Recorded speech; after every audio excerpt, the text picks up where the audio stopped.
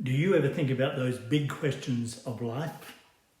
Questions such as, what is life all about?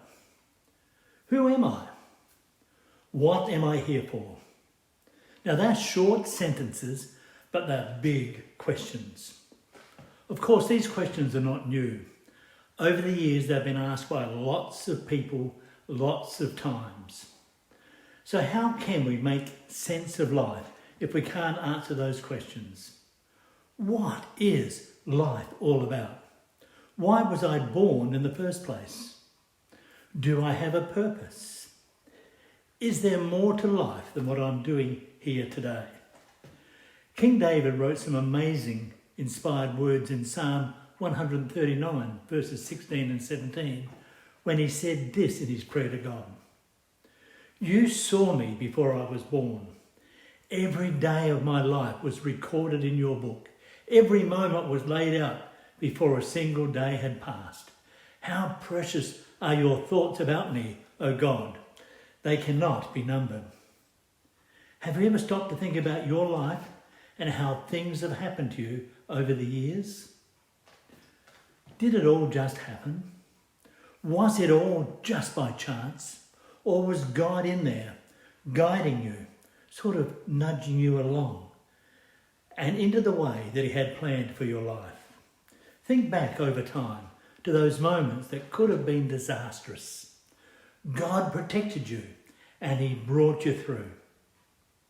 In fact, you may not even think about it unless you happen to look back and remember. I wonder, is the Lord prompting you today to remember?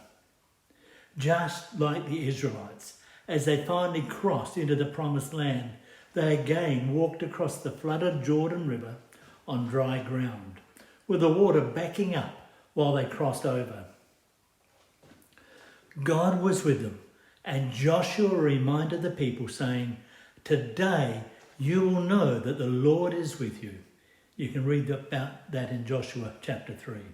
Now when they had all completed the crossing, the water began to flow once again.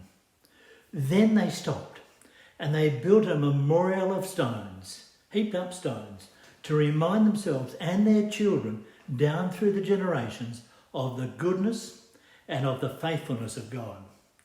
They did not want to forget God's provision for them. Today, what can you be thankful for? What great stories of God's goodness and faithfulness would you like to pass on to your family and to your friends? Is it time to stop and reflect?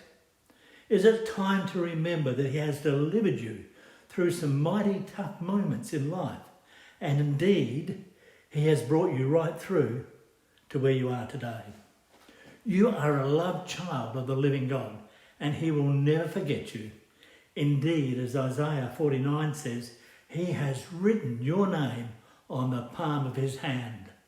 Now, I know that God answers our prayers when we pray for ourselves and for our families. Elaine and I continually see God answering our prayers. Let us not forget his faithfulness and his goodness. Now that is worth thinking about, and it's certainly worth reflecting upon. Have a fabulous week, and may God richly bless you.